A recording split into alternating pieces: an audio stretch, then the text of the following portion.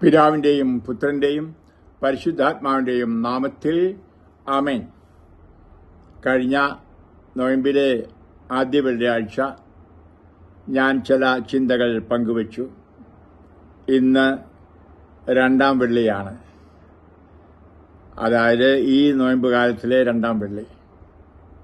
നിങ്ങളുടെ ചിന്തയ്ക്കായിട്ട് നിങ്ങൾക്ക് ധ്യാനിക്കുവാനായിട്ട് ഞാൻ തരുന്നത് ഈശോ ശരീരത്തിൽ സഹിച്ച ഇടിയും തൊഴിയും അതിൻ്റെ ഫലമായിട്ട് അത് ഉണ്ടായ ആ നീരും അതുപോലെ അതിൽ ഉണ്ടായ കറുത്ത നീലിച്ച ആ മുറിവുകൾ, രക്തമൊഴുകിയ മുറിവുകളല്ല, പിന്നോക്ക രക്തം കട്ടയായിട്ട് ശരീരത്തിൽ കിടന്ന്, ഇംഗ്ലീഷിൽ പറയും ചതവ്, മലയാളത്തിൽ പറയും ഇംഗ്ലീഷിൽ ബ്രൂഷസ് എന്ന് പറയും.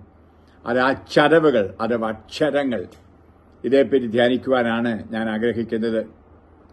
അത് നാം വിചാരിക്കുന്ന പോലെ ഒന്നുമല്ല. എത്രമാത്രം ചതവുകൾ അവിടുന്ന് സഹിച്ചു എന്നത് നമുക്ക് ചിന്തിക്കാനേ ആവതല്ല. ഒരിക്കൽ എനിക്കൊരു ദർശനമുണ്ടായപ്പോൾ ഞാൻ കണ്ടു എപ്രകാരം കർത്താവിന്റെ ശരീരം കറുത്ത് കരിക്കട്ട പോലെ ഇരിക്കുന്നുവെന്ന്.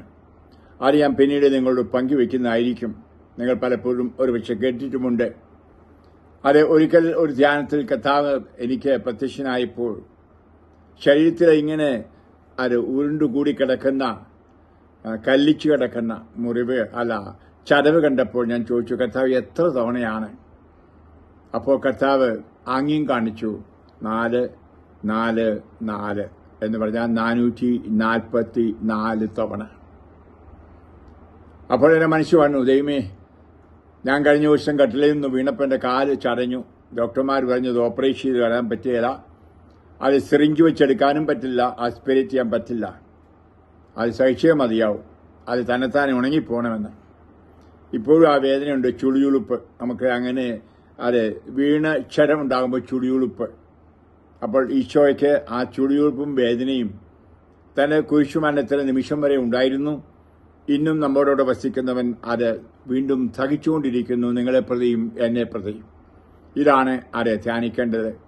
നമ്മൾ മത്തായി എഴുതിയ സുവിശേഷത്തിൽ 26:49 വായിക്കുന്നുണ്ട്, എപ്രകാരം ഗുരോ സുസ്തി എന്ന് പറഞ്ഞുകൊണ്ട് ആ വഞ്ചകനായ യൂദാസ്, ഒറ്റുകാരനായ യൂദാസ് കർത്താവിനെ ചുംബിക്കുന്നതും നീ എന്തിനാണ് വന്നതെന്ന് ചോദിക്കുന്നതും, അപ്പോൾ അത് അംഗരക്ഷകർ, അതവിടെ ഉണ്ടായിരുന്ന പട്ടാളക്കാര് അറസ്റ്റ് ചെയ്യുന്നതും പിടിച്ചു കിട്ടുന്നതൊക്കെ അത് നമ്മൾ വായിക്കുന്നുണ്ട്.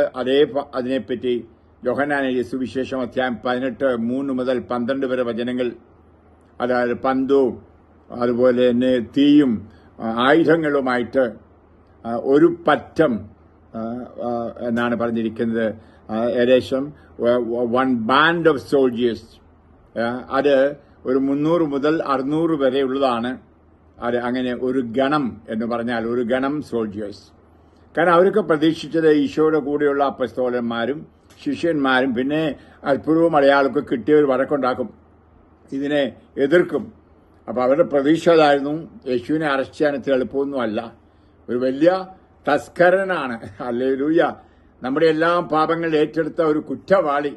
അപ്പോൾ ഒരു കുറ്റവാളിയെ പിടിക്കാനായിട്ട് എല്ലാവിധ തയ്യാറെടുപ്പോടുകൂടി 300-ലധികം പട്ടാളക്കാർ. ഈശോ എന്നോട് പറയുണ്ടായിരുന്നു 420 പട്ടാളക്കാർ എന്നാണ്.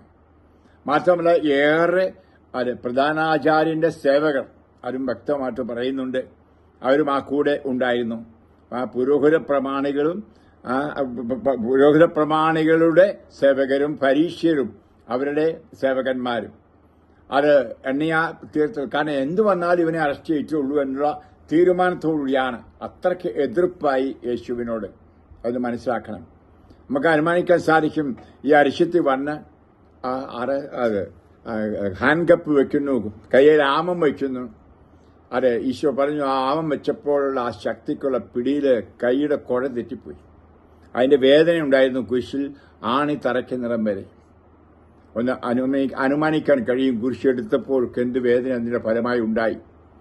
മാത്രമല്ല തെരുതെരെ തൊഴിച്ചു, അടിച്ചു, പിടക്കിട്ടടിച്ചു, തലക്കിട്ടടിച്ചു, തോളിനടിച്ചു, കൈക്കിട്ടടിച്ചു. ഒരു തസ്കരനെ നമുക്ക് കാണാൻ സാധിക്കും. ഞാൻ ഓർക്കുകയാണ്, പണ്ട് ബോംബെയിൽ വെച്ച് ഞാൻ കണ്ടതാണ്. ആ ഒരു പോക്കറ്റടിക്കാരനെ പിടിക്കുന്നു.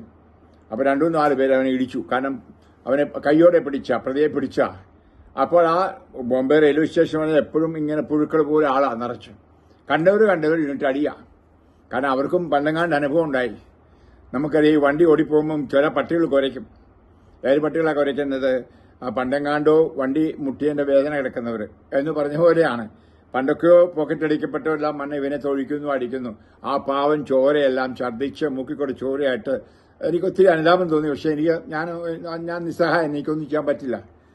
ഭാഷ അറിയത്തില്ല, അന്യനാട്ടിലാണ്. ഞാൻ ട്രെയിന് പ്രസംഗിക്കാൻ പോകാനായിട്ട് നിൽക്കുകയാണ് പാളത്തിൽ. ചേട്ടനുണ്ട് അടുത്തുണ്ടായിരുന്നു എനിക്ക് തോന്നുന്നു.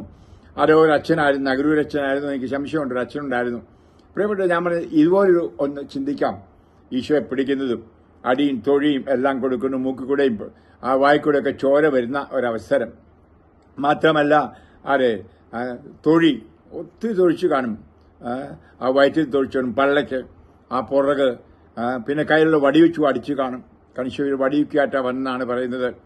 അപ്പോൾ പ്രിയപ്പെട്ടവരെ, അവിടെ വെച്ച് ഏറെ അധികം കയ്യാമം വെച്ച് കൈകളാൽ അടിച്ച് ശരീരത്ത് മുറിവുണ്ടായി കാണും. അതുപോലെ തന്നെ കല്ലിച്ച് കറുത്ത പാടുകൾ ഉണ്ടായി, ക്ഷരങ്ങൾ ഉണ്ടായി. ഇനി വീണ്ടും നമ്മൾ കാണുന്നുണ്ട്. അതായത് നമ്മൾ വായിക്കുന്നത് യോഹന്നാൻ എഴുതിയ സുവിശേഷത്തിന്റെ 18-ാം അധ്യായത്തിൽ നമ്മൾ വായിക്കുന്നുണ്ട്. ഉദാഹരണമായിട്ട് 19 മുതൽ വചനങ്ങൾ പ്രധാന പുരോഹിതന്റെ അടുക്കൽ കർത്താവിനെ കൊണ്ടുപോയി. അവിടെ വെച്ച് ചോദിക്കുകയായിരുന്നു, നിനക്കെന്തു പറയാനുണ്ട്? അപ്പോൾ പറഞ്ഞു, ഞാനെല്ലാം പരസ്യമായിട്ടാണ് പറഞ്ഞിട്ടുള്ളത്, കേട്ടവരോട് ചോദിക്കാൻ പറഞ്ഞു. അപ്പോൾ അടുത്തു നിന്നിരുന്ന സേവകന്മാരിലൊരുവൻ, ഇങ്ങനെയാണോ പ്രധാന പുരോഹിതനോട് മറുപടി പറയുന്നതെന്ന് ചോദിച്ചുകൊണ്ട് യേശുവിന്റെ കണ്ണത്തടിച്ചു. യോഹന്നാൻ 18:22. ഒന്നായിരിക്കും 2 വശത്തും അടിച്ചു കാണും. അങ്ങനെ 2 വശവും കരിവാളിച്ചു കാണുമെന്ന് എന്റെ വിശ്വാസം. അങ്ങനെയൊക്കെ അവസരത്തിൽ അടിയെന്ന് പറഞ്ഞാൽ നോക്കണം. അതായത് പ്രധാന ആചാര്യനെ ധിക്കരിച്ചു എന്ന് പറഞ്ഞിട്ട് പട്ടാളക്കാരൻ അടിക്കുന്നതാന്ന് ഓർക്കണം. അടിയുടെ ശക്തി ഒന്ന് അനുമാനിക്കാം. ഒരു പക്ഷെ പല്ല് പോയി ഇളകിപ്പോയി കാണും, പല്ലിക്കൂടെയും വായിക്കൂടെയും ചോര വന്ന് കാണും. പ്രിയമുള്ളവരെ, ഈശോ സഹിച്ച ആ അടികൾ, ക്ഷതങ്ങൾ ആണ് ഞാൻ വിവരിക്കുന്നത്. ഇനിയും അതിനുശേഷം മത്തായി എഴുതിയ സുവിശേഷം 26 നമ്മൾ വായിക്കുന്നുണ്ട്. മത്തായി എഴുതിയ സുവിശേഷം അധ്യായം 26-63. വീണ്ടും നമ്മൾ കാണുകയാണ്, ന്യായാധിപ സംഘത്തിന് മുമ്പിൽ കർത്താവിനെ കൊണ്ടുവന്നു. ഈ ന്യായാധിപ സംഘം എന്ന് പറഞ്ഞാൽ അന്നത്തെ സുപ്രീം കോർട്ടാണെന്ന് ഓർക്കണം. അപ്പം വലിയ ന്യായാധിപകളുടെ, ജഡ്ജിമാരുടെയൊക്കെ സംഘത്തിന് മുമ്പിലാകൊണ്ട് കൊണ്ടുവരുന്നെന്ന് ഓർക്കണം. ഇനിയും അവിടെ വെച്ച് അടിച്ച് അപ്പോൾ കയ്യാമം വെച്ച് അടിയും തൊഴിയൊക്കെ കൊടുത്താണ് കൊണ്ടുവരുന്നത്. ഇനിയും അവിടെ വെച്ച് ചോദിക്കുകയാണ്, ആ ദേവാലയം നശിപ്പിക്കാനും 3 ദിവസം കൊണ്ട് നിർമ്മിക്കാനും സാധിക്കുമെന്ന് നീ പറഞ്ഞിട്ടില്ലേ? പ്രധാന പുരോഹിതൻ എഴുന്നേറ്റെന്ന് അവനോട് ചോദിച്ചു, നിനക്ക് മറുപടിയില്ലേ? ഇവർ നിനക്കെതിരെ സാക്ഷ്യപ്പെടുത്തുക എന്തെന്ന് നിനക്ക് മനസ്സിലാകുന്നില്ലേ? യേശു നിശബ്ദനായിരുന്നു. നമുക്കറിയാം, യേശുവിനെ വിസ്തരിച്ച സമയത്തെല്ലാം നിശബ്ദത, ശാന്തമായി അതിനെ അഭിമുഖീകരിക്കുകയാണ് ചെയ്തത്. ഒരിക്കലും റബല് ചെയ്തില്ല നമുക്ക് കാണാൻ സാധിക്കും. അപ്പോൾ അവൻ യേശുവാട്ടെ നിശബ്ദനായിരുന്നു. അപ്പോൾ പ്രധാന പുരോഹിതൻ അവനോട് പറഞ്ഞു, ജീവിക്കുന്ന ദൈവത്തിന്റെ നാമത്തിൽ ആണയിട്ട് ഞാൻ നിന്നോട് ചോദിക്കുന്നു, നീ ദൈവത്തനായ യേശു ക്രിസ്തുവാണോ എന്ന് ഞങ്ങളോട് പറയുക. ഹല്ലേലൂയ. ഇതാണ് പ്രശ്നം അവർക്ക്. യേശു രക്ഷകനാണ് എന്ന് അറിയണം. അപ്പൊ അതാണല്ലോ യേശു എല്ലായിടത്തും രക്ഷയാണല്ലോ പ്രസംഗിച്ചത്. അപ്പോൾ അത് ചോദിക്കാണ്. യേശു അവനോട് പറഞ്ഞു, നീ പറഞ്ഞുവല്ലോ, ഹല്ലേലൂയ, നിന്റെ നാക്കുകൊണ്ട് എന്നെ പറഞ്ഞല്ലോ എന്ന്. ഇനിയും അതിനുശേഷം കർത്താവ് പറഞ്ഞ് അവരെ ചൊടിപ്പിച്ചു. ഇപ്പോൾ മുതൽ മനുഷ്യപുത്രൻ ശക്തിയുടെ വലതുഭാഗത്ത് ഉപവിഷ്ടനായിരിക്കുന്നതും വാനമേഘങ്ങളിൽ വരുന്നതും നിങ്ങൾ കാണും. അപ്പോൾ പ്രധാന പുരോഹിതൻ മേലങ്കി കീറിക്കൊണ്ട് പറഞ്ഞു, ഇവൻ ദൈവദൂഷണം പറഞ്ഞിരിക്കുന്നു. ഇനി സാക്ഷികളെ കൊണ്ട് നമുക്ക് എന്ത് ആവശ്യം? ദൈവദൂഷണം നിങ്ങൾ ഇപ്പോൾ കേട്ടുവല്ലോ, നിങ്ങൾക്ക് എന്ത് തോന്നുന്നു? അവർ പ്രതിവചിച്ചു, മരണത്തിന് അർഹനാണ്. അനന്തരം അവർ അവന്റെ മുഖത്ത് തുപ്പുകയും അവനെ അടിക്കുകയും ചെയ്തു. ക്രിസ്തുവെ, നിന്നെ അടിച്ചത് ആരാണ് എന്ന് പ്രവചിക്കുക എന്ന് പറഞ്ഞുകൊണ്ട് മറ്റു ചിലരും കർണത്ത് അടിച്ചു. കർണക്കുറ്റിക്കടിക്കുക എന്ന് പറഞ്ഞാൽ ഭയങ്കരമല്ലേ? അപ്പോൾ അവിടെ വെച്ചും അടിക്കുന്ന ആ രംഗം മനസ്സിൽ ഒന്ന് ഓർക്കുക. ആർക്കു വേണ്ടി? നമുക്ക് വേണ്ടിയുള്ള സഹനം. അവൻ പാപിയല്ല നമുക്കറിയാം. പാപമില്ലാത്തവൻ നമ്മുടെ പാപങ്ങൾ ഏറ്റെടുത്തുകൊണ്ട് ആ പാപങ്ങൾ ക്ഷമിക്കപ്പെടാനും നമ്മളെ രമ്യതപ്പെടുത്തുവാനും വിശുദ്ധീകരിക്കുവാനുമാണ് ഇതെല്ലാം സഹിച്ചത് എന്ന് ഓർക്കണമേ. ഇനിയും കർത്താവ് വളരെയധികമായിട്ട് ആ ഇടിയും തൊഴിയെല്ലാം കൊണ്ടു. അതിനുശേഷം നമ്മൾ കാണുന്നു പ്രത്തോറിയം എന്ന് പറഞ്ഞാൽ നടുമുറ്റത്ത് ആ പട്ടാളക്കാരുടെ മുമ്പിൽ ഗവർണറുടെ ബോഡി ഗാർഡ് ഇങ്ങനെ ഒത്തിരി പേരുടെ മുമ്പിൽ വെച്ച് ആ വസ്ത്രം ഉരിഞ്ഞുമാറ്റി. ഇനി അതിനുശേഷം എന്താണ് ഒരു മുൾമുടി ധരിപ്പിച്ചു. അതിനുശേഷം എന്താണ് ചെയ്തത്? ആ തലക്കെട്ട് തെരുതല വീണ്ടും വീണ്ടും അടിച്ചു എന്നാണ് പറയുന്നത്, വടി കൊണ്ട്. ഒന്നോ രണ്ടോ അടിയല്ല. യേശുദാസൻ ഒരിക്കൽ എന്നോട് പറഞ്ഞ് 33 തവണ തലക്കിട്ട് അടിച്ചു എന്നാണ്. പ്രിയമുള്ളവന് ചിന്തിക്കാൻ സാധിക്കും. തലയോട്ടിക്കുള്ള അടി ഞാൻ കഴിഞ്ഞ ദിവസം പറയുണ്ടായി, എത്രമാത്രം ശരം ഏൽപ്പിച്ചുവെന്ന്. ഇനിയും നമ്മൾ വായിക്കുന്നുണ്ട്. യെശയ്യാ പ്രവാചകൻ 50-ാം അധ്യായത്തിൽ യേശുവിനെ പറ്റി പറഞ്ഞിരിക്കുന്ന പ്രവചനം ആണ് എന്ന് നിങ്ങൾക്ക് അറിയാം. 50-ാം അധ്യായം വചനം 5, 6. ദൈവമായ കർത്താവ് എന്റെ കാതുകൾ തുറന്നു, ഞാൻ എതിർക്കുകയോ പിന്മാറുകയോ ചെയ്തില്ല. അടിച്ചവർക്ക് പുറവും താടിമീശ പഠിച്ചവർക്ക് കവിളുകളും ഞാൻ കാണിച്ചു കൊടുത്തു. നിന്നയിൽ നിന്നും തുപ്പിൽ നിന്നും ഞാൻ മുഖം തിരിച്ചില്ല. ദൈവമായ കർത്താവിനെ സഹായിക്കുന്നതിനാൽ ഞാൻ പതറുകയില്ല. ഞാൻ എന്റെ മുഖം ശിലാതുല്യമാക്കി, എനിക്ക് ലജ്ജിക്കേണ്ടി വരികയില്ല എന്ന് ഞാൻ അറിയുന്നു. എനിക്ക് നീതി നടത്തിത്തരുന്നവൻ എന്റെ അടുത്തുണ്ട്. ഹല്ലേലൂയ. അവിടെയെല്ലാം ഇതെല്ലാം സഹിച്ചത് കർത്താവ് കൂടെയുണ്ട്. ദൈവമായ പിതാവായ ദൈവം കൂടെയുള്ള ബോധ്യത്തിലാണ്. ഇതൊക്കെയാണ് നമ്മൾ ചിന്തിക്കേണ്ടത്. നമുക്കും ഇതുപോലെ അപമാനങ്ങൾ, മറ്റുള്ളവരുടെ അപകീർത്തികൾ ഒക്കെ ഉണ്ടാകുമ്പോൾ ആ കർത്താവിൽ മുറുകെ പിടിച്ച് ശക്തി ആർജിക്കുക. ഇതാണ് നമുക്ക് വേണ്ടത്. അതിനുവേണ്ടിയാണ് കർത്താവ് ഇതെല്ലാം സഹിച്ചത് ഓർത്തണം. ഇനിയും നമ്മളൊക്കെ ആ കർത്താവാണ് എപ്പോഴും ശക്തി. ആ സഹായം നമുക്കുണ്ടെങ്കിൽ, കർത്താവിന് സഹായമുണ്ടെങ്കിൽ നമുക്ക് ഭയപ്പെടാനൊന്നുമില്ല. ഇനിയും യേശുവിന്റെ ശരീരം എത്രമാത്രം നമുക്ക് ചിന്തിക്കാനാവാത്ത വിധം വിവരണമായിപ്പോയി, മാറിപ്പോയി. ഒരു മനുഷ്യന്റെ കോലം പോലും നഷ്ടപ്പെട്ടുവെന്ന് നമ്മൾ യെശയ്യാ പ്രവാചകൻ 52-ാം അധ്യായത്തിൽ വായിക്കുന്നുണ്ട്. അതായത് എപ്രകാരം നമ്മൾ പറയും തൊഴിച്ച് ഷേപ്പ് മാറ്റിയെന്ന് ഇല്ലേ? കാരണം അടിച്ചും തൊഴിച്ചും കർത്താവിന്റെ ഷേപ്പ് അവർ മാറ്റിയെന്ന് വ്യക്തമായി പറയുന്ന ഭാഗമാണ് 52-ാം അധ്യായം. യെശയ്യാ പ്രവാചകൻ 52-ാം അധ്യായം 14 വചനം. അവനെ കണ്ടവർ അമ്പരന്നുപോയി. മനുഷ്യനെന്ന് തോന്നിക്കാൻ മേലാത്ത വിധം അവൻ വിരൂപനായിരുന്നു. അവന്റെ രൂപം മനുഷ്യന്റേതല്ലായിരുന്നു. ഞാൻ പറഞ്ഞ അടിച്ചടിച്ച് ഷേപ്പ് മാറ്റി. ആ മനുഷ്യന്റെ ആ രൂപം മുഴുവൻ മാറിയെന്ന് നമ്മൾ മലയാളത്തിൽ പറയും, അടിച്ച് ചമ്മന്തിയാക്കിയെന്ന്. ഹല്ലേലൂയ. മൂക്കും കൈയും കാലുമെല്ലാം അടിച്ച് ചതച്ച് കറുത്ത് ഒരു പരുവമാക്കി എന്ന് ഓർക്കണം. ഇത് എന്റെ വചനമല്ല, കർത്താവിന്റെ വചനം ഞാൻ നിങ്ങളെ വായിച്ച് കേൾപ്പിച്ചത് ആണ്. കണ്ടവര് എപ്രകാരം അടിച്ചു തൊഴിച്ചു എന്നെല്ലാമാണ്. 53-ാം അധ്യായം യെശയ്യായി പറയുന്നു. ഇതെല്ലാം അവൻ എന്തിനു വേണ്ടി സഹിച്ചുവെന്നും വ്യക്തമായി പറയുകയാണ്. അവൻ നിന്ദിക്കപ്പെട്ടു, അവരെ ബഹുമാനിച്ചില്ല. നമ്മുടെ വേദനകളാണ് യഥാർത്ഥത്തിൽ അവൻ വഹിച്ചത്. നമ്മുടെ ദുഃഖങ്ങളാണ് അവൻ ചുമന്നത്. എന്നാൽ ദൈവം അവനെ പ്രഹരിക്കുകയും ശിക്ഷിക്കുകയും ദണ്ഡിപ്പിക്കുകയും ചെയ്തെന്ന് നാം കരുതി.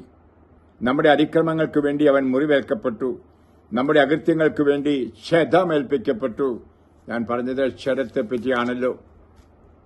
അവന്റെ മേലുള്ള ശിക്ഷ നമുക്ക് രക്ഷ നൽകി. അവന്റെ ക്ഷതങ്ങളാൽ നാം സൗഖ്യം പ്രാപിച്ചു. ആടുകളെപ്പോലെ നാം വഴിതെറ്റിപ്പോയി. നാം ഓരോരുത്തരും സ്വന്തം വഴിക്ക് പോയി. നമ്മുടെ അകൃത്യങ്ങൾ കർത്താവ് അവന്റെ മേൽ ചുമത്തി. അവൻ മർദ്ദിക്കപ്പെടുകയും പീഡിപ്പിക്കപ്പെടുകയും ചെയ്തു. എങ്കിലും അവൻ ഉരിയാടിയില്ല. കൊല്ലാൻ കൊണ്ടുപോകുന്ന കുഞ്ഞാടിനെ പോലെയും രോമം കത്തിരിക്കുന്നവരുടെ മുമ്പിൽ നിൽക്കുന്ന ചെമ്മരിയാടിനെ പോലെയും അവൻ മൗനം പാലിച്ചു. ഇതൊക്കെ നമ്മൾ ചിന്തിക്കണം. എന്തിന് ഇതൊക്കെ കർത്താവ് സഹിച്ചുവെന്ന്. നിങ്ങളെയും എന്നെയും പ്രതിയാണ്.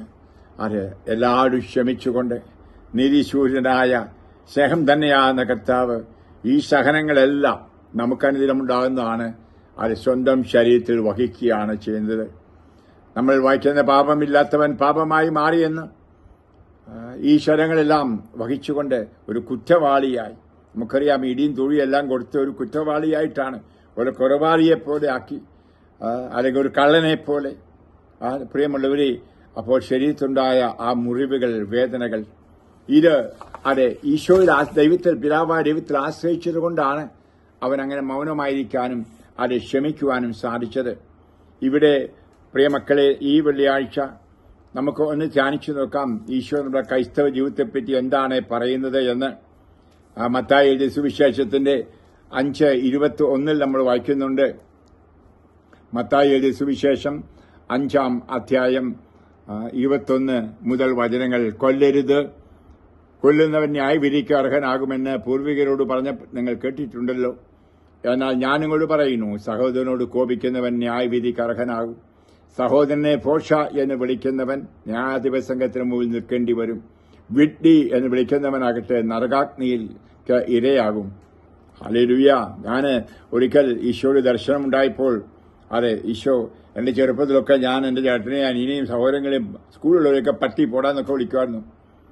ഞാൻ അതൊന്നും പറഞ്ഞ് സംസാരിച്ചിട്ടില്ലായിരുന്നു. അങ്ങനെയുള്ള 3-ാം പേരുകളിടുക, കഠിനമായ വാക്ക് പറഞ്ഞ്, പിന്നെ മായും കായൊക്കെ ചേർത്ത് തെറി പറഞ്ഞിട്ടുണ്ട്. അതിനും അതേ പ്രകാരം ഒന്നും പറഞ്ഞിട്ടില്ല ഞാൻ കുമ്പസാരത്തിൽ. ഇതെല്ലാം ഈശോ കാണിച്ചു തന്നു. ആ ജീവന്റെ പുസ്തകത്തിൽ എഴുതപ്പെട്ടതായിട്ട് എനിക്ക് കാണപ്പെട്ടു. അനുദപിക്കാനും അതൊക്കെ ഏറ്റുപറയാനും കർത്താവ് എന്നെ അനുഗ്രഹിച്ചു. മക്കളെ, ആത്മാർത്ഥമായി ഞാൻ പങ്കുവെക്കുകയാണ്. നമ്മൾ എന്തെല്ലാം ചീത്ത വാക്കുകളാണ് പറയുന്നത് നമ്മുടെ നാക്കുകൊണ്ട്. പണക്കം വരുമ്പോൾ, കോപം വരുമ്പോൾ, അരിശം വരുമ്പോൾ ഇതൊക്കെ പറയുന്നത് ന്യായീകരണമില്ല, ക്ഷമിച്ചേ മതിയാവും. പ്രിയമുള്ളവർ, ഞാൻ കഴിഞ്ഞ തവണ പറയാൻ വിട്ടുപോയതാണ് തലക്കെട്ടടിച്ചപ്പോഴും. അതുപോലെ ഇവരുടെ മുമ്പിൽ കർത്താവിനെ ഇവരടിക്കുകയും തൊഴിക്കുകയും എല്ലാം ചെയ്തപ്പോൾ ഒരു സംഭവം, നാവിൽ ഒരു മുള്ളു വെച്ച് കുത്തി.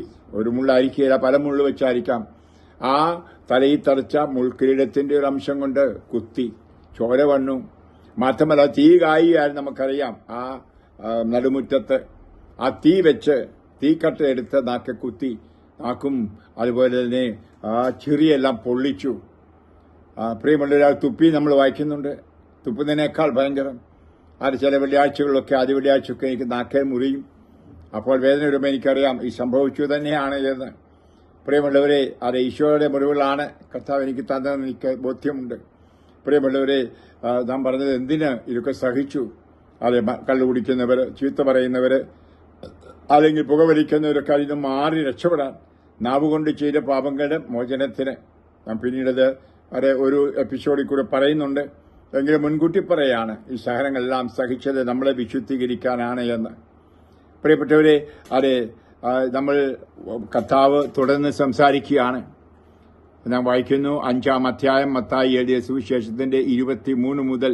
നീ ബലിപീഠത്തിൽ കാഴ്ചയർപ്പിക്കുമ്പോൾ നിന്റെ സഹോദരന് നിന്നോട് എന്തെങ്കിലും വിരോധമുണ്ടെന്ന് അവിടെ വെച്ചോർത്താൽ കാഴ്ചവസ്തു അവിടെ ബലിപീഠത്തിന് മുമ്പിൽ വച്ചിട്ട് പോയി സഹോദരനോട് രമ്യപ്പെടുക, പിന്നെ വന്ന് കാഴ്ചയർപ്പിക്കുക. പ്രിയമുള്ളവരെ, കഠിനമായ വാക്കാണ് എന്നോർക്കണം. ഞാൻ പറയാൻ കാരണമുണ്ട്. ഇനിയേറെ ആളുകൾ മനസ്സിലാക്കുന്നില്ല. നമുക്ക് പണക്കമുണ്ടെങ്കിൽ രമ്യപ്പെട്ട പോരാ, മറ്റുള്ളവർക്ക് നമ്മൾക്ക് പണക്കമുണ്ടെന്ന് തോന്നിയാൽ ബലിയർപ്പിക്കാൻ പോകുമ്പോൾ എന്ന് പറഞ്ഞാൽ കുർബാന കാണാൻ പോകുമ്പോൾ, പ്രാർത്ഥിക്കാൻ പോകുമ്പോൾ, ഏതെങ്കിലും നല്ല കാര്യം ചെയ്യാൻ പോകുമ്പോൾ ദൈവത്തിനത് പ്രസാദകരമായി തീരണമെങ്കിൽ നിശ്ചയമായിട്ടും പ്രതിയോഗിയോട് ക്ഷമിച്ച് രമ്യപ്പെടണം. നിന്നെ ദ്രോഹിച്ചവരോട് ക്ഷമിക്കണം. വേറെ ആരെങ്കിലും നിന്റെ വാക്കുകൊണ്ടോ പ്രവൃത്തി കൊണ്ടോ വേദനിച്ചിരിക്കുന്നെങ്കിൽ പോയി രമ്യപ്പെടണം. അത്യന്താപേക്ഷിതമായ ഒരു കാര്യം ആണ്. കർത്താവ് നമ്മൾ മത്തായി എഴുതിയ സുവിശേഷത്തിന്റെ 6-ാം അധ്യായം 14 ധ്യാനിക്കാനായിട്ട് തരുന്നുണ്ട്. 6:14 മത്തായി. മറ്റുള്ളവരുടെ തെറ്റുകൾ നിങ്ങൾ ക്ഷമിക്കുമെങ്കിൽ സ്വർഗസ്ഥനായ നിങ്ങളുടെ പിതാവ് നിങ്ങളോടും ക്ഷമിക്കും. മറ്റുള്ളവരോട് നിങ്ങൾ ക്ഷമിക്കുകയില്ല എങ്കിൽ നിങ്ങളുടെ പിതാവ് നിങ്ങളുടെ തെറ്റുകളും ക്ഷമിക്കില്ല. ഈ നോയമ്പ് അവസരത്തിൽ പ്രിയമുള്ളവരെ, ആ കൈകൾ നെഞ്ചത്ത് വെച്ച് ഒന്ന് പരിശോധിക്കൂ, ആത്മശോധന ചെയ്യൂ. എത്ര പേരോട് രോഷമുണ്ട്, പിണക്കമുണ്ട്? എത്ര പേരോട് സംസാരിക്കാതിരിക്കുന്നുണ്ട്, മിണ്ടാതിരിക്കുന്നുണ്ട്? എത്ര പേരുടെ വീട്ടിൽ പോകാതിരിക്കുന്നുണ്ട്? ഒരു വിഷയത്തിൽ വഴി അടച്ചിരിക്കുകയാണ്, ഭിത്തി വെച്ച് കെട്ടിയിരിക്കുകയാണ്. അതുകൊണ്ട് ബന്ധമൊന്നുമില്ല. സ്വന്തം സഹോദരനോടായിരിക്കാം, സഹോദരിയോടായിരിക്കാം, മക്കളോടായിരിക്കാം. ഇതെല്ലാം വെച്ചിട്ട് നീ പള്ളിയിൽ പോകുന്നുണ്ടായിരിക്കും, കുർബാന കാണുന്നുണ്ടായിരിക്കും, ഓൺലൈനിൽ കുർബാന കാണുന്നുണ്ടായിരിക്കും, ഭാഷാവർത്തി നീ പ്രാർത്ഥിക്കുന്നുണ്ടെന്ന് പറയും. ഇതൊന്നും കർത്താവിന്റെ അടുക്കൽ സ്വീകാര്യം അല്ല എന്ന് കർത്താവ് അത് പച്ചക്കെ പറയുന്ന ഭാഗമാണ് ഇത്. പ്രിയമുള്ളവരെ, അത് ധ്യാനിക്കണം. നിങ്ങൾ ഓരോരുത്തരും, ഞാനും ധ്യാനിക്കണം. എന്റെ ജീവിതത്തിൽ അതുപോലെ അത് വിഷമുണ്ടായ അവസരത്തിൽ കർത്താവ് എന്നെ കാണിച്ചു തന്നു. ജീവന്റെ പുസ്തകത്തിൽ നിന്റെ പേര് വെട്ടിക്കളഞ്ഞിരിക്കുന്നതായിട്ട് എനിക്ക് തോന്നിപ്പോയി. അവിടെയെല്ലാം എന്റെ ഈ തിന്മകൾ ഞാൻ കാണുകയുണ്ടായി. പ്രാർത്ഥിച്ചു. അത് ഞാൻ പോയി പ്രതിയോഗി, എനിക്ക് പണക്കമുണ്ടാകുന്ന ബിഷപ്പിന്റെ കാൽക്കൽ വീണു. എനിക്ക് പണക്കമുണ്ടാകുന്ന അച്ഛന്മാരുടെയൊക്കെ കാല് പിടിച്ച് ക്ഷമ ചോദിച്ചു. പ്രിയമുള്ളവരെ, അതുപോലെ അത് രമ്യരപ്പെടുക. അവരിങ്ങോട്ട് വന്ന് ക്ഷമ ചോദിക്കട്ടെ എന്ന് പറയാൻ അവസരം അത് കാത്തിരിക്കേണ്ട ആവശ്യമില്ല. കർത്താവ് നമ്മോട് പറഞ്ഞിരിക്കുന്നതാണ്, സ്വർഗസ്ഥനായ പിതാവ് പൂർണ്ണനായിരിക്കുന്ന പോലെ പരിപൂർണരായിരിക്കുക എന്നാണ്. മത്തായിയുടെ സുവിശേഷം 5:48 നിങ്ങൾക്കറിയാം. അവിടെ ഈശോ പറയുന്ന എന്താണ്? തിന്മയെ നന്മ കൊണ്ട് ജയിക്കണമെന്ന്. കണ്ണിനു പകരം കണ്ണ്, പല്ലിനു പകരം പല്ല് എന്ന് പറഞ്ഞിട്ടുള്ളത് നിങ്ങൾ കേട്ടിട്ടുണ്ടല്ലോ. മത്തായിയുടെ സുവിശേഷം 5:38 മുതൽ. ഞാൻ നിങ്ങളോട് പറയുന്നു, ദുഷ്ടനെ എതിർക്കരുത്, വലത്തു കണ്ണത്തടിക്കുന്നവന് മറ്റേ കണ്ണം കൂടി കാണിച്ചു കൊടുക്കുക. നിന്നോട് വ്യവഹരിച്ച് നിന്റെ ഉടുപ്പ് കരസ്ഥമാക്കുന്നവന് മേലങ്കി കൂടി കൊടുക്കുക. ഒരു മൈൽ ദൂരം പോകാൻ നിന്നെ നിർബന്ധിക്കുന്നവനോട് 2 മൈൽ ദൂരം പോവുക. ചോദിക്കുന്നവന് കൊടുക്കുക, വായ്പ വാങ്ങാൻ ഇച്ഛിക്കുന്നവരിൽ നിന്ന് ഒഴിഞ്ഞു മാറരുത്. അയൽക്കാരനെ സ്നേഹിക്കുക, ശത്രുവിനെ ദ്വേഷിക്കുക എന്ന് പറഞ്ഞിട്ടുള്ളത് നിങ്ങൾ കേട്ടിട്ടുണ്ടല്ലോ. ഇത് പഴയ നിയമത്തിലാണ് പറഞ്ഞിരിക്കുന്നത്. കർത്താവ് തിരുത്തി എന്ന് കാണാൻ സാധിക്കുന്നു. അതെ, നിങ്ങളുടെ നീതി ഫരീസ്യന്റെ നീതിയേക്കാൾ അതിജീവിക്കുന്നില്ലെങ്കിൽ സ്വർഗരാജ്യത്തിൽ പ്രവേശിക്കുകയില്ല എന്ന് കർത്താവ് പറഞ്ഞു. നമ്മൾ കാണുന്നത് പഴയ നിയമത്തിലെ നിയമങ്ങൾ, ഫരീസ്യരുടെ നിയമങ്ങൾ, അതിനെ അതിലംഘിക്കുന്ന സ്നേഹത്തിന്റെ നിയമമായിട്ടാണ് കർത്താവ് വന്നത്. കർത്താവ് സ്നേഹമാണ്. പിതാവായ ദൈവത്തിന്റെ സ്നേഹത്തിന്റെ പ്രതിരൂപമാണ് യേശു, നമുക്കറിയാം. ആ ഈശോയുടെ സ്നേഹത്തിലാണ് നമ്മൾ ജീവിക്കേണ്ടത്. അതെവിടെയാണ് പറയുന്നത്? എന്നാൽ ഞാൻ നിങ്ങളോട് പറയുന്നു, ശത്രുക്കളെ സ്നേഹിക്കുവിൻ, നിങ്ങളെ പീഡിപ്പിക്കുന്നവർക്ക് വേണ്ടി പ്രാർത്ഥിക്കുവിൻ. അങ്ങനെ നിങ്ങൾ സ്വർഗസ്ഥനായ പിതാവിന്റെ മക്കളായിത്തീരും. ഹല്ലേലൂയ. നമ്മളൊക്കെ മാമോദീസ സ്വീകരിച്ചു, ദൈവത്തിന്റെ മക്കളായി എന്ന് പറയുന്നു. അപ്പച്ചാ പിതാവേ എന്ന പ്രാർത്ഥന നമ്മൾ ചെല്ലും. സ്വർഗസ്ഥനായ പിതാവേ, അതിന് അർഹരാണോ? ഉള്ളിൽ പണക്കോ ഉണ്ടെങ്കിൽ പറ്റില്ലത്. അത് ക്ഷമിക്കാത്തടത്തോളം കാലം. ഞാൻ പണ്ട് ഒരു വീഡിയോ പറഞ്ഞ പോലെ ഒരു ചെറുപ്പക്കാരൻ, ക്രൊയേഷ്യക്കാരൻ അതിൻ്റെ ഇടയ്ക്ക് വന്ന് പറഞ്ഞ, അച്ഛന് ധ്യാനം കൂടിയപ്പോൾ ഞാൻ സ്വർഗസ്ഥനായ പിതാവെ ചൊല്ലുന്നില്ല. എന്താ മോനെന്ന് ചോദിച്ചു പറയാണ്, എനിക്ക് അപ്പനോട് ക്ഷമിക്കാൻ പറ്റില്ല. ഞാനപ്പോൾ അവന്റെ കാല് പിടിച്ച് അപ്പനെ നാമത്തിൽ ക്ഷമ ചോദിച്ചു. നിങ്ങൾ എന്നെ നാക്കിന്ന് കേട്ടിട്ടുള്ളതാ. അവൻ കരഞ്ഞുകൊണ്ട് അപ്പന് ക്ഷമ കൊടുത്തു. മാത്രമല്ല, ആ മരണം മൂലം വേർപെട്ട അപ്പൻ, വണ്ടിക്കടി പോയി ചത്ത അപ്പൻ, ദുർമാറിയ അപ്പന് വേണ്ടി ഗ്രിഗോറിയൻ കുർബാന ചൊല്ലിച്ചവൻ സ്വർഗത്തിൽ പോകാൻ. അതുവരെ അപ്പൻ നരകത്തിൽ പോകണമെന്ന് ആഗ്രഹിച്ച ഒരു വ്യക്തിയായിരുന്നു അവൻ. പ്രിയമുള്ളവരെ, ഇതൊക്കെ ഞാൻ പറയാൻ കാരണം ഇങ്ങനെയാണ് നമുക്ക് മാനസാന്തരം ഉണ്ടാവേണ്ടത്. നമ്മൾ ക്രിസ്ത്യാനി ആയിരിക്കണമെങ്കിൽ ശത്രുക്കളെ സ്നേഹിക്കണം. അത് കർത്താവിനെ അതിനെ തുടർന്ന് പറഞ്ഞിട്ടുണ്ട്. സ്നേഹിക്കുന്നവരെ സ്നേഹിച്ചാൽ എന്ത് പ്രതിഫലം? അതെല്ലാവരും ചെയ്യുന്നു. പട്ടി പോലും തീറ്റ കൊടുത്താൽ വാല് കണാച്ചും, അല്ലേ, നന്ദി കാണിക്കും. അതുകൊണ്ട് പട്ടി വേണമെങ്കിൽ നമ്മളെ സേവനം ചെയ്യും. നമ്മൾ അതിനൊക്കെ ഉയർന്നവരായിരിക്കണം. അത് നമ്മൾ മനുഷ്യരാണ്, വിശേഷ ബുദ്ധിയുള്ളവർ. വെറും മനുഷ്യരല്ല, ദൈവത്തിന്റെ മക്കളാണ്. ദൈവത്തിന്റെ മക്കളായിത്തീരണമെങ്കിൽ, ദൈവത്തെ പിതാവ് എന്ന് വിളിക്കണമെങ്കിൽ നമ്മൾ ഇപ്രകാരം കോപം, അരിശം, സ്നേഹക്കുറവ് ഇതെല്ലാം ഹൃദയത്തിൽ നിന്ന് തുടച്ചു മാറ്റി എല്ലാ പരിശുദ്ധാത്മാവിനെ വിളിച്ച് സ്നേഹം കൊണ്ട് നിറയ്ക്കണം. പരിശുദ്ധാത്മാവ് സ്നേഹമാണെന്ന് നിങ്ങൾക്കറിയാം. റോമാക്കാർക്ക് ലേഖനം 5:5 പരിശുദ്ധാത്മാവുടെ സ്നേഹം നിങ്ങളിലേക്ക് ഒഴുകപ്പെട്ടിരിക്കുന്നു. അപ്പോൾ എല്ലാ പിണക്കവും മാറ്റണം. ശത്രുവിനെ സ്നേഹിക്കുമ്പോഴാണ് നീ ക്രിസ്ത്യാനിയാകുന്നത്, മിത്രങ്ങളെ സ്നേഹിക്കുമ്പോഴല്ല. നീ കുത്തിയിരുന്ന് ആലോചിച്ച് നോക്കുക, എത്ര ശത്രുക്കളെ നീ സ്നേഹിച്ചിട്ടുണ്ട്, എത്ര ശത്രുക്കൾക്ക് നന്മ ചെയ്തിട്ടുണ്ട്, ഉപകാരം ചെയ്തിട്ടുണ്ട്. അപ്പോഴാണ് നീ ക്രിസ്ത്യാനിയായിരിക്കുന്നത്. ഇല്ല എങ്കിൽ അത് മറ്റുള്ളവരെ പോലെ എല്ലാവരും ചെയ്യുന്നതാണ്. എല്ലാവരും ഹലോ എന്ന് പറയുന്നുള്ളൂ, ഹലോ പറയും. ഇങ്ങോട്ടൊരു കേക്ക് വന്നാൽ അങ്ങോട്ടും കേക്ക് മേടിച്ചു കൊടുക്കും, ഇങ്ങോട്ടൊരു പൂ തന്നാൽ അങ്ങോട്ടും പൂ കൊടുക്കും. അതൊക്കെ മനുഷ്യൻ എല്ലാവരും ചെയ്യുന്നതാണ്. ക്രിസ്ത്യാനിയുടെ പ്രത്യേകതയൊന്നുമല്ല. ക്രിസ്ത്യാനിയുടെ പ്രത്യേകത സ്നേഹിക്കാത്തവരെ, പിണങ്ങിയിരിക്കുന്നവരെ, ശത്രുവിനെ സ്നേഹിച്ച് അവർക്ക് ഉപകാരം ചെയ്യുക, അവർക്ക് നന്മ ചെയ്യുക. അവർക്ക് നന്മ ചെയ്യണമെങ്കിൽ ഉള്ളിൽ സ്നേഹമുണ്ടെങ്കിലേ പറ്റൂ. കാരണം നമ്മൾ അങ്ങനെയായിരുന്നു. കർത്താവിന്റെ ശത്രുക്കളായിരുന്നു പാപം ചെയ്തപ്പോൾ. ശത്രുക്കളായ നമുക്ക് വേണ്ടിയാണ് അവസാനത്തെ തുള്ളി ചോര പോലും അവൻ ചിന്തിയത് എന്നോർക്കണം. അതുകൊണ്ട് ഒരു കുരിശൂപം നിങ്ങളുടെ മുമ്പിൽ ഉണ്ടായിരിക്കട്ടെ. അവർ ചെയ്യുന്നത് എന്തെന്നറിയുന്നില്ല എന്ന് പറഞ്ഞ് ക്ഷമിച്ച കർത്താവിന്റെ മനോഭാവം കിട്ടാൻ ആ കുരിശൂപത്തെ മുത്തിക്കൊണ്ട് കുഴപ്പമില്ല. അത് തടിയായിരിക്കാം, മണ്ണാങ്കട്ടയായിരിക്കാം, പക്ഷേ അതിന്റെ പിൻപിലെ യേശുവിനെ കാണുക, ആ യേശുവിനെ മുത്തുക, ആ മുറിവിനെ മുത്തുക, ആ ഹൃദയത്തെ കാണുക, ആ ചങ്കുപൊട്ടി മരിക്കുന്നവനെ കാണുക. ഇന്ന് വെള്ളിയാഴ്ചയാണല്ലോ മക്കളെ, ഈശോ ചങ്കുപൊട്ടി മരിച്ച ദിവസം ചിന്തിക്കുന്നു. അതുകൊണ്ടാണ് ഈ ചിന്താശകലം നിങ്ങളുടെ മുമ്പിൽ ഞാൻ തരുന്നത്. അത് ക്ഷമിക്കുക. മാത്രമല്ല, ഏറെ സഹനങ്ങളിലൂടെ കടന്നു പോകണമായിരിക്കും ജീവിതം. ഈശോ തന്നെ പറഞ്ഞിട്ടുണ്ട് മത്തായി എഴുതിയ സുവിശേഷത്തിന്റെ 10-ാം അധ്യായത്തിന്റെ 16 മുതൽ വചനങ്ങളിൽ വളരെ വ്യക്തമായിട്ട്, ചെന്നായ്ക്കളുടെ ഇടയിലേക്ക് ചെമ്മരിയാടുകളെ എന്ന പോലെ ഞാൻ നിങ്ങളെ അയക്കുന്നു. അതിനാൽ നിങ്ങൾ സർപ്പങ്ങളെപ്പോലെ വിവേകികളും പ്രാവുകളെപ്പോലെ നിഷ്കളങ്കരുമായിരിക്കുവിൻ.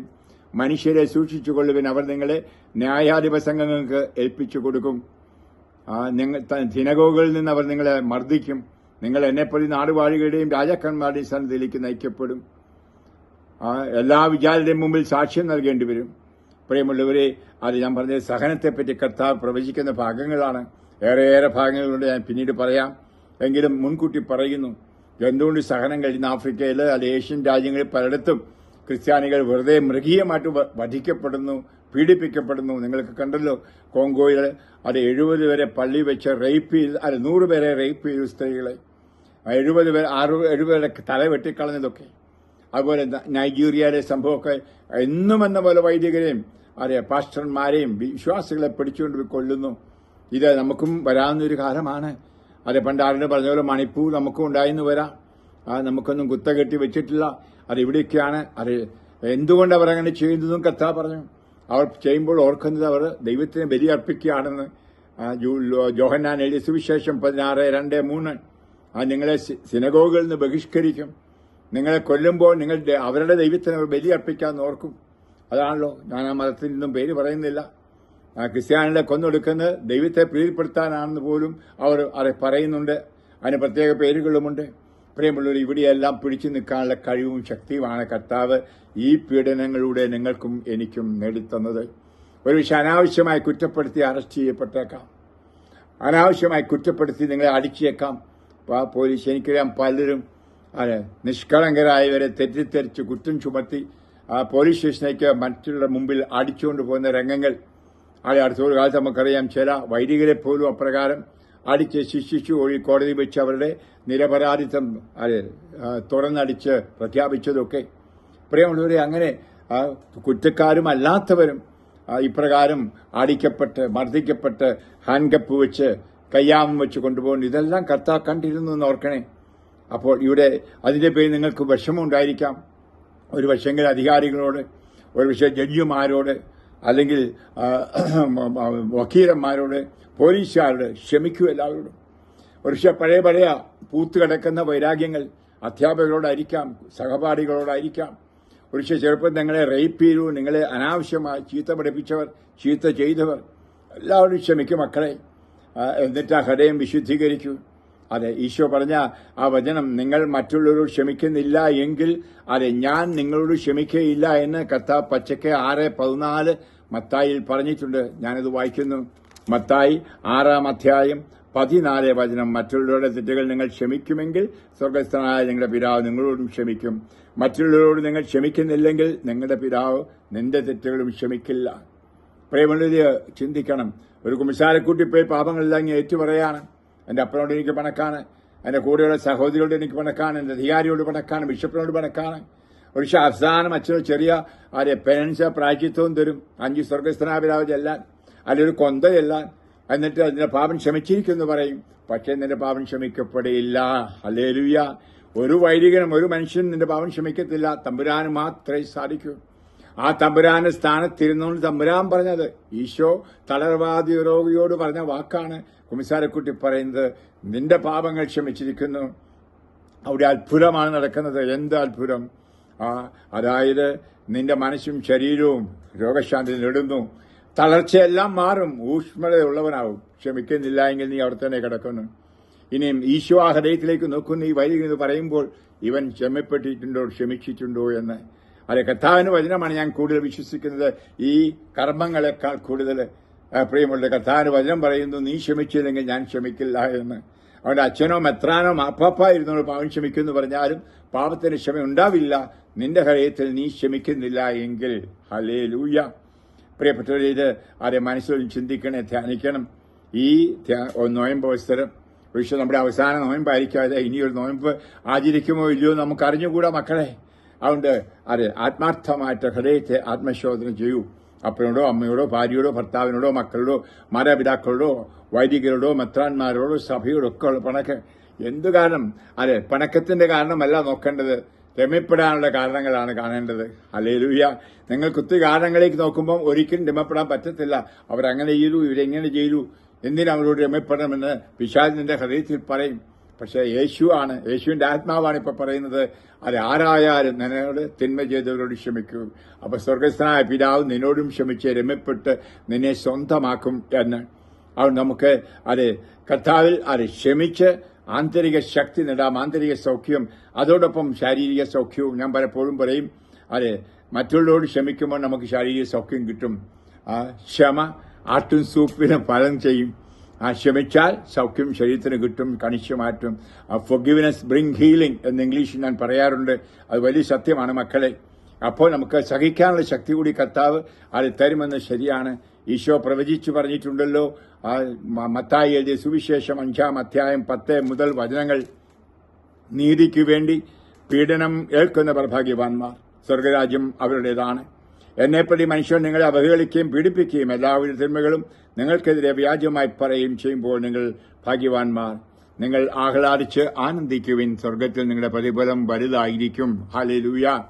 പ്രിയമുള്ളവരെ, അതെ, മറ്റുള്ളവർ ചെയ്തു ദ്രോഹങ്ങൾ, അതിനെ നമ്മൾ മനസ്സിൽ കണ്ടാൽ നമുക്ക് ക്ഷമിക്കാൻ പറ്റില്ല. അതെല്ലാം കർത്താവിന്റെ നാമത്തിൽ ഏറ്റെടുത്ത് ക്ഷമിക്കൂ.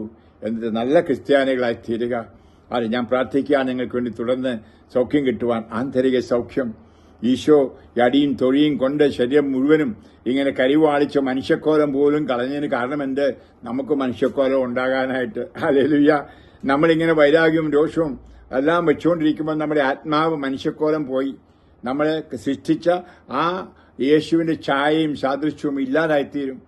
അതോടുകൂടി ശരീരത്തിന്റെ ഭാവനയും മാറും. നമുക്കറിയാം, പാവത്തിൽ ഇരിക്കുന്നവരുടെ മുഖത്ത് നോക്കുമ്പോൾ തന്നെ അറിയാം, അവിടെ മുഖത്ത് നോക്കുക ഒരു പ്രസാദവും ഇല്ല. എന്നാ കൃപയിലിരിക്കുന്നവരുടെ മുഖത്ത് നോക്കിയ ഒരു പ്രസാദമുണ്ട്. കൃപ നമുക്ക് നോക്കിയാൽ മനസ്സിലാക്കാൻ സാധിക്കും. നമുക്കറിയാം, നമ്മുടെ മുഖം എന്ന് പറയുന്നത് മനസ്സിന്റെ കണ്ണാടിയാണ്. മറന്നു പോകരുത് മക്കളെ. അപ്പോൾ നമുക്ക് ഹൃദയം വിശുദ്ധീകരിക്കണം. ഏറ്റവും കൂടുതൽ വിശുദ്ധീകരിക്കപ്പെട്ട ഏറ്റവും വലിയ കൽപ്പന ലംഘനത്തിൽ നിന്നാണ്. ആ കൽപ്പന പരസ്പരം സ്നേഹിക്കുക എന്നുള്ളതാണ്. അങ്ങനെ സ്നേഹിച്ചു കഴിയുമ്പോൾ ആന്തരിക ശക്തി കിട്ടും. മാത്രമല്ല, ശാരീരിക രോഗങ്ങൾ മാറിക്കിട്ടും, ശാരീരിക ആരോഗ്യം കിട്ടും. ഒരു നിമിഷം കർത്താവിന്റെ മുറിവുകളിലേക്ക് നോക്കിക്കൊണ്ട് നമുക്ക് പ്രാർത്ഥിക്കാം. കണ്ണുകൾ ശാന്തമായി അടയ്ക്കൂ. ആ രക്ഷകനെ മനസ്സിൽ ധ്യാനിക്കൂ, ക്രൂശിതനെ മനസ്സിൽ ധ്യാനിക്കൂ മക്കളെ. അവർ ചെയ്യുന്നത് എന്തെന്ന് അവർ അറിയുന്നില്ല, അവരോട് ക്ഷമിക്കണമെന്ന് പറഞ്ഞ കർത്താവിനെ മനസ്സിൽ കാണുക.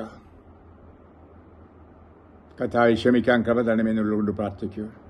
ഈശോനാഥ, ഈ വെള്ളിയാഴ്ച വചനം കേൾക്കുന്ന ഇവർ ഓരോരുത്തരെയും ശുദ്ധീകരിക്കണമേ. ക്ഷമിക്കാനുള്ള കൃപ കൊടുക്കാൻ ഞാൻ പ്രാർത്ഥിക്കുന്നവർക്ക് വേണ്ടി. ആത്മനാ കർത്താവ്, ഞാൻ അവരുടെ അടുക്കൽ ചെന്ന് തലയിൽ കൈവയ്ക്കുന്നു. ഞാനല്ല, അങ്ങയുടെ മുറിവിറ്റ കരങ്ങൾ വയ്ക്കുന്നു. അങ്ങയുടെ ശരങ്ങളുടെ ശക്തിയിലേക്ക് ഒഴുകട്ടെ. അങ്ങ് ഇടിയും തൊഴിയും ചരവും സഹിച്ചത് ഞങ്ങൾക്ക് വേണ്ടിയാണ് കർത്താവ്, ഇവർക്ക് വേണ്ടിയാണ്. ഒരു പക്ഷേ ഇവർക്ക് ഉണ്ടായ ശരങ്ങളെല്ലാം ഉള്ളിൽ കിടക്കുകയാണ്, കരിവാളിച്ച് കിടക്കുന്നു, അതെല്ലാം പിണക്കമായി കിടക്കുന്നു. ഈശോനാഥ, സുഖപ്പെടുത്തണമെന്ന് ഞാൻ പ്രാർത്ഥിക്കുകയാണ്. അങ്ങ് സ്വയം വിരൂപനാക്കിയത് ഇവർക്ക് ഭംഗി നൽകുവാൻ, ആരോഗ്യം കൊടുക്കുവാൻ കർത്താവെ ആണല്ലോ. ഈ നിമിഷം കർത്താവെ അങ്ങയുടെ ശരങ്ങളാൽ സുഖപ്പെടുത്തണമെന്ന് പ്രാർത്ഥിക്കുന്നു. അതാണല്ലോ പത്രോസ് പറഞ്ഞത്, അവന്റെ സഹനങ്ങളാൽ, അവന്റെ ശരങ്ങളാൽ സുഖപ്പെട്ടുവെന്ന്. കർത്താവെ 444 ആ ശരങ്ങളെയും അതിന്റെ ശക്തികളെയും ഇവർക്ക് ഫലപ്രദമാക്കി കൊടുക്കണമേ. ഈശോനാഥ, അതിന്റെ ഫലമായിട്ട് ശാരീരിക രോഗമുള്ളവരുണ്ട്, പലർക്ക് വേദനയുള്ളവരോ, വായിലൊക്കത്തെ അസ്വസ്ഥത, അവര് ഒറ്റമുറുക്ക്, പുകവലി അല്ലെങ്കിൽ മദ്യപാനം, ലഹരിയൊക്കെ ആയിട്ട് അവരെയൊക്കെ വിമോചിപ്പിക്കണമെന്ന് പ്രാർത്ഥിക്കുന്നു. അവരെ ഒത്തിരി ധാർമ്മിക തകർച്ച വന്നവർ, ധാർമ്മികമായ പാപത്തെ തകർച്ചയിലിരിക്കുന്നവർ, സ്വയംഭോഗം, സ്വവർഗഭോഗം, അല്ലെങ്കിൽ കർത്താവ് അപ്രകാരമുള്ള മ്ലേച്ഛമായ രീതിയിലുള്ള ജീവിതം കഴിക്കുന്നവരെ കാണുന്നുണ്ടല്ലോ, അവരെയൊക്കെ ഇപ്പോൾ വിമോചിപ്പിക്കാൻ ഞാൻ പ്രാർത്ഥിക്കുന്നു. ഇതിന്റെയൊക്കെ ഫലമായി ഏറെ ക്യാൻസർ ആയിരിക്കാം, ഒരു പക്ഷേ മഹോദര രോഗമായിരിക്കാം, വയറ്റിൽ വേദനയായിരിക്കാം, ചങ്കിന് വേദന, ഹാർട്ടിന്റെ അസ്വസ്ഥതയായിരിക്കാം, ഏതെങ്കിലും ശരീര അവയവങ്ങൾ കർത്താവ് പാപത്തിന്റെ ഫലമായിട്ട് രോഗമായിരിക്കുന്നെങ്കിൽ സുഖമാക്കണമെന്ന് പ്രാർത്ഥിക്കുന്നു. ഈ നോയമ്പ് വേളയിൽ എല്ലാവരുമായി രമപ്പെടുവാൻ, ഫോൺ വിളിച്ചോ പോയി കണ്ടോ എഴുതിയോ ക്ഷമ കൊടുക്കുവാനും രമപ്പെടാനും കൃപ കൊടുക്കണമേ. ഇപ്പോൾ മനസ്സിൽ ക്ഷമിക്കാനും ആ ശ്രമിക്കുന്നവർക്ക് വേണ്ടി സ്നേഹിച്ച് പ്രാർത്ഥിക്കാനും കൃപ കൊടുക്കണമെന്ന് പ്രാർത്ഥിക്കുന്നു. അങ്ങനെ ഈശോയെ ആന്തരിക സമാധാനം, സന്തോഷം, ക്ഷമ ഇവയിലേക്ക് ഒഴുകട്ടെ. മാത്രമല്ല ശാരീരികമായ രോഗങ്ങൾ വിട്ടുമാറട്ടെ എന്ന് പ്രാർത്ഥിക്കുന്നു. ഹാർട്ടിന്റെ അല്ലെങ്കിൽ ശ്വാസകോശങ്ങളുടെ, കരളിന്റെ, വയറിലെ അസുഖങ്ങൾ, കിഡ്നിയുടെ, വൃക്കയുടെ രോഗങ്ങളെല്ലാം മാറിപ്പോട്ടെന്ന് പ്രാർത്ഥിക്കുന്നു.